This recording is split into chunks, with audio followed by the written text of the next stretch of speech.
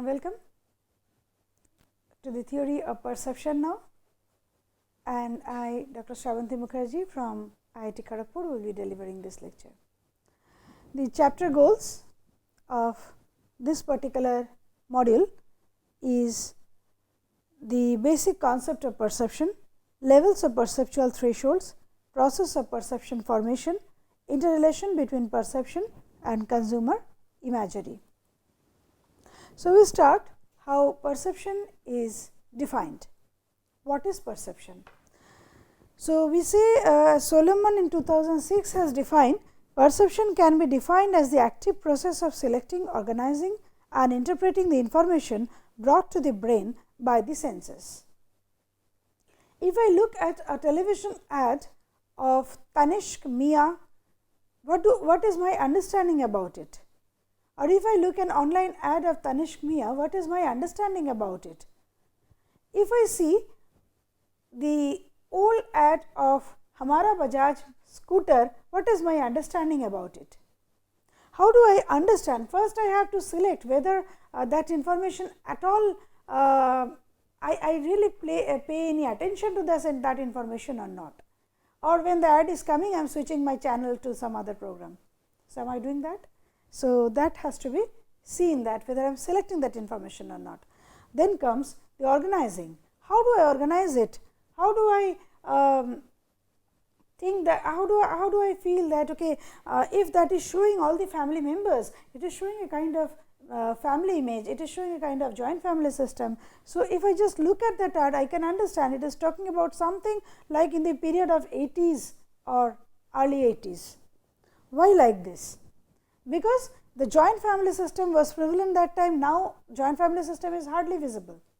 So, the same thing like Dadaji, Dadima, the uncle of the house, the lady of the house, everybody is using it, the child is enjoying it. So, that entire portrayal which used to portray Hamara Bajaj, the motorcycle or the scooter as a kind of a family product is that's how I perceived it, because that is how I perceive a joint family system. That is how I perceive an Indian culture in 1980s.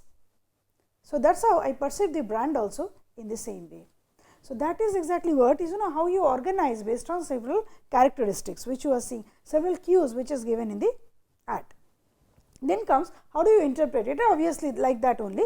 If I see that kind of image, I interpret it as a family brand, or it is for all the members of the family. So, it is brought by the sensory organs in our brain, and we try to interpret it in that way, and finally, the perception is formed. So, once again, as Solomon puts in, perception can be defined as the active process of selecting, organizing and interpreting the information brought to the brain by the senses. Now, as I said, selecting. Now, in selecting, we first concern is the absolute threshold. Absolute threshold is the minimum value of the stimulus which can be consciously noticed. In other words, absolute threshold is the lowest level at which an individual can experience a sensation. It is that end at which person can distinguish between something and nothing. Some people like some colors, fluorescent colors, and when they see a very colorful device or they see a colorful dress, that may catch their attention. A light color dress may not catch their attention, because they, as a customer, they like more of, they are more fond of a little bit of colorful dresses. So, the extent of color in this case determines the absolute threshold of the product being noticed by the customer, or even an extent of sound. Extent of sound which may be noticed by the customer. So, therefore, in this case, I said that marketer must try to boost the sensory input in order to be noticed through the daily clutter of advertising messages the individuals are exposed to, because whenever a soap is going on, whenever a serial is going on, that time in a 5-minute slot, so many ads are coming together, and all these ads are coming for at the best 30 to 40 seconds, not more than that, even less. So, and it forms a clutter. So, it is very difficult to catch the attention of the customer and to get noticed. and also the customers will retain my information and process in their mind. So, therefore, the packaging, even the products which are there in the shelves must be attractive to catch the attention of the customers, particularly for the products which are high involvement, but emotional purchase, or the products which are low involvement, but emotional purchase. For low involvement emotional purchase, the glossy packages and all this are some kind of attractors which actually surpasses the customer's attention from subliminal threshold to the absolute threshold, from where they start noticing. A child will only notice a toy if the toy is more colorful, it is having some kind of light or sound, something. So, that notice part. Then point of purchase display often play a role of stimulus for the children to notice the chocolates. A very interesting story was once told to me by one shopkeeper in a railway kiosk. He said that, see, we are in the summer, mostly our country the summer season is predominant. So, I used to keep the chocolate in front of my, and chocolate is a product, if the children see, then only they will demand. So, therefore, I have placed all these chocolates in the front display cabinet. But during the summer and the kind of sun, it is that time it is there scorching heat, the chocolate used to get melted and its shape used to get deformed. The children did not like this kind of deformed and melted chocolate even. So, in that I started thinking, can I put the chocolate in the refrigerator? But the question is, if I put the chocolate in the refrigerator, the child won't be noticing it. So, they won't demand it. So, now what to do? And the solution came as a transparent door refrigerator, where I can keep the chocolate and the child simultaneously can see it. So, this is how you have to understand how to surpass, how to pass the absolute threshold of the customer, otherwise it may not be noticed. Then comes the terminal threshold. The terminal threshold is the maximum value of the stimulus that can be noticed. For example, an average person passes by a billboard within 20 seconds. The part of the billboard that cannot be read in 20 seconds is left unnoticed. So, the readable and viewable information in 20 seconds is the terminal threshold of the customer. So, if most of the billboards are like, for example, if I put a billboard in a traffic signal and I know that usually even if the traffic signal is red, so that average time is around 1 minute. So, out of this 1 minute also the customer may notice the banner maybe for 30 to 40 seconds. So, the maximum span is 30 to 40 seconds. So, I have to plan in 30 to 40 seconds how much of information the customer can read. And secondly, if it is a kind of clutter of information, too many information given in the billboard, in 30-40 seconds probably he cannot read anything at all, he cannot concentrate on that. So, in the billboards and banners, it is very important to use the white space accurately, and the use of color, the use of font, the use of pictures should be very accurate, so that the eye movement of the customer also is in the same way the marketers intend them to actually do so. Sometimes, so otherwise many of the information would be unnoticed. So, that is why this 20 seconds or in this case the 30 seconds which I have said, or the amount of information which the customer can read in 20 seconds, that is, or 30 seconds, that is known as the terminal threshold. Beyond that the customer cannot see or cannot notice. Okay. So, that I need to know. Even in the television commercial, I have to know that in the television commercial how much of information, I may have 7 or 8 very good attributes of my products, but all cannot be my USP. Why? Because in again 30 seconds in the television commercial, I may not be able to communicate. So, even if I communicate, customer won't be remembering. So, it is better to identify 2 or 3 best USP and then communicate only on that in a more elaborative way, so that the customer retain more about these 2 or 3 characteristics of the product. Like when Horlicks repositioned it from the almost like from the doctor's prescribed brand to kids entertainment brand, fun element brand also with the ad Epang Opang. That was the first repositioning which was done, and then again Darshil Shafari, who was a very famous child star from Tare Zameen Par this film, and he was used as an ambassador in this case. So, this kind of positioning, when we are thinking of, it is basically just one aspect which they are focusing with this product, that is the element of fun. That time nutrition is there. We know that Horlicks is a nutritional brand, but it is also a fun, it is also having some kind of fun, it is also something which the kids can demand. That was discussed in this ad for the first time. So, this is and that may be getting noticed. Another Milk Union in Mumbai, what they have done is, they have placed a billboard in a very tall rising building, and in this building they have portrayed that a child is moving the building block, some block of that particular building. And it has been placed in one of the very upper tiers, upper stairs of the building. So, it looks like a part of the building has been displaced. A part of the building has been displaced because the child has got so much of energy by consuming this drink that he has displaced the block of the building. So, this is somewhat very innovative and very catchy, so which has caught the attention of the customer. So, this has to be understood, otherwise how much of information should I give, and the information should pass the threshold of the sensory receptor, but at the same time it should not cross the terminal limit also.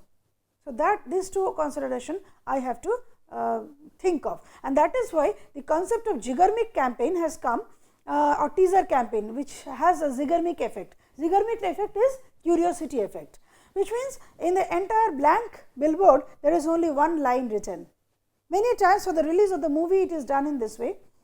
Eden City Real Estate also they have used this kind of things, like one sentence is written, and every day or every 2 days they are changing the sentence, and in the final 7th or 8th day it is getting the final information is coming up.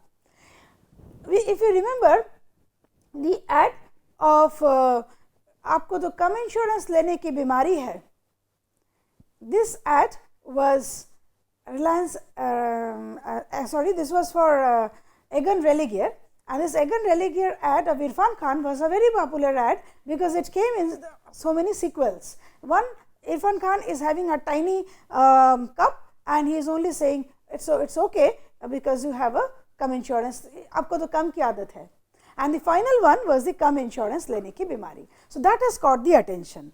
So, minimum information in the billboard which is having the highest impact maybe of the marketing strategy if really they want to be within the absolute threshold and terminal threshold. Next comes to the differential threshold, the minimum noticeable difference between two comparable stimuli is called the differential threshold. Okay. So, the differential threshold we call it the just noticeable difference. Long back social psychologist Weber, he has actually devised this term, that is just noticeable difference. That is the difference between two stimuli which could be noticed by the customer. For example, say the companies like Coca-Cola, they keep on changing their logos, but they make a very little bit of difference in each step, from youthfulness to a generally acceptable by all. That was the change in Coca-Cola's logo structure. If you see from 1980s how the logos of Coca-Cola has been changed from the youthfulness and fun, it is actually coming from all acceptable kind of logo. So, but the change is so slow that people merely noticed the change, and even if they are noticed, they can understand it. Sometimes the change is also complained by the customer. For example, Starbucks has also made a change in their logo, because Starbucks these days they do not use the name Starbucks in the logo, rather they use the that a little bit of a different logo. They are not using the name of Starbucks now, and initially there was a complaint from the customer side, but Starbucks insisted that even if there is a complaint, we will keep on going like this, because that actually has to some extent differentiated the customers have noticed it further. So, somehow the differences you can make, but it should be noticed by the customer. Sometimes what happens, the customer get accustomed with some stimuli. I am telling you that one of the stimuli for the supermarkets could be the price discounts. So, the customers are usually very accustomed with that. So, the next price discount they may not notice at all. So, if you want a sudden boost in sales, this may not work as a a motivator, or this cannot work as a stimuli in that case, because people know that whenever we go we will get this. So, in a festival season if you get a discount, what is the big deal in it? You will think in this way. So, in festival season what additional thing you can give us? This change in the stimuli is known as just noticeable difference. And Weber's law clearly states that stronger the first stimulus is, bigger the added intensity is required for the next stimulus to be perceived as different, and there is a fixed proportion by which the changes of the stimuli is required for a certain level of response. So, Weber's law is expressed as delta R by delta S. Delta R is the delta in response, whereas delta S is the change in stimulus, and K is constant, and this is a fixed proportion as he is assuming. Although there are a little bit of controversy also, like exactly how can it be in fixed proportion, this kind of questions are also being raised, but Weber's law is also a very well established one in this context.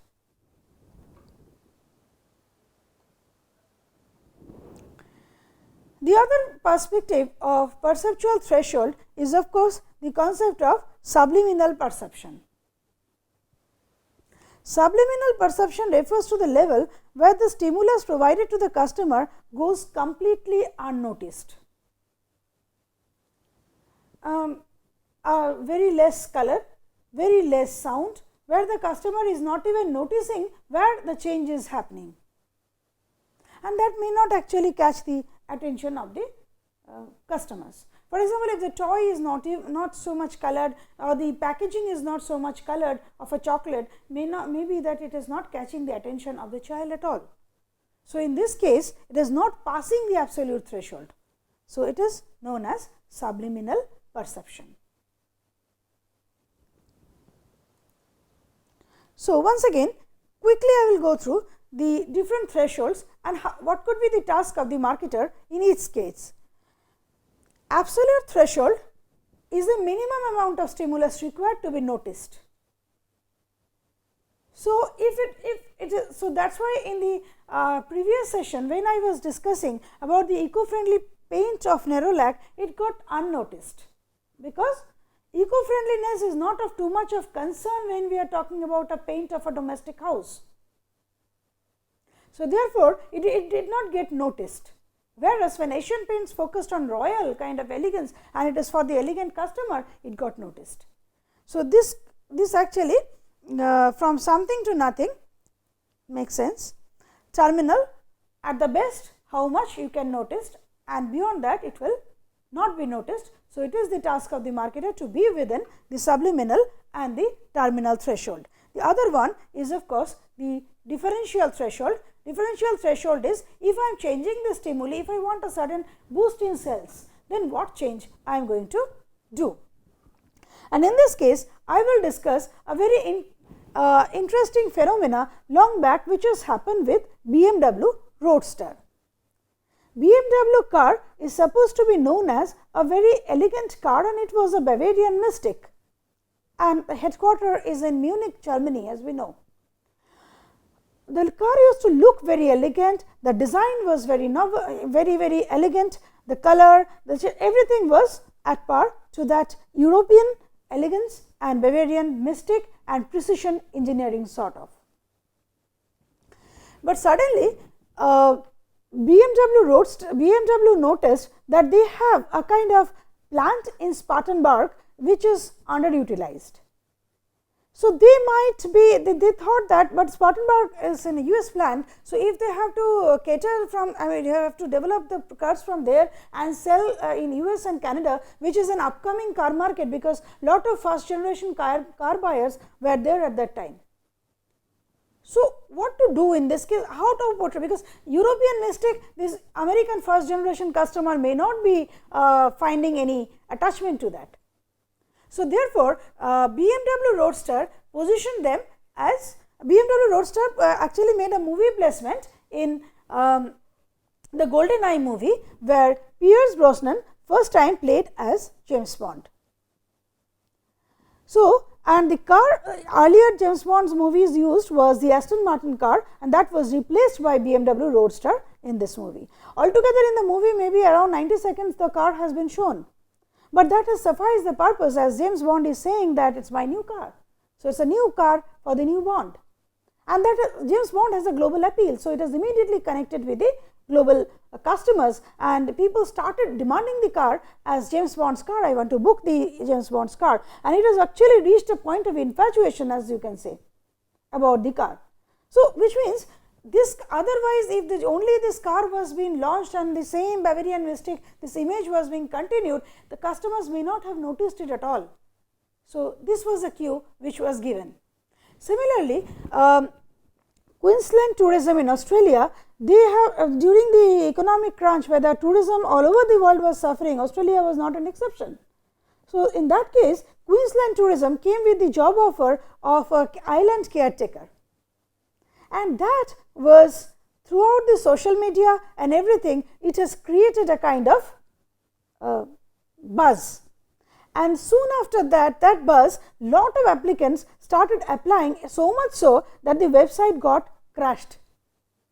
It is too many social Facebook sharings, Facebook visits, linked all social networks almost all was visited with this. Pope gave an opinion about it, then BBC has covered this, and as a result it was noticed so much that it has actually, this particular ad has actually won so many awards, and this Hamilton Islands particularly, and Virgin Airways, they have started airlines from up to this Hamilton Islands.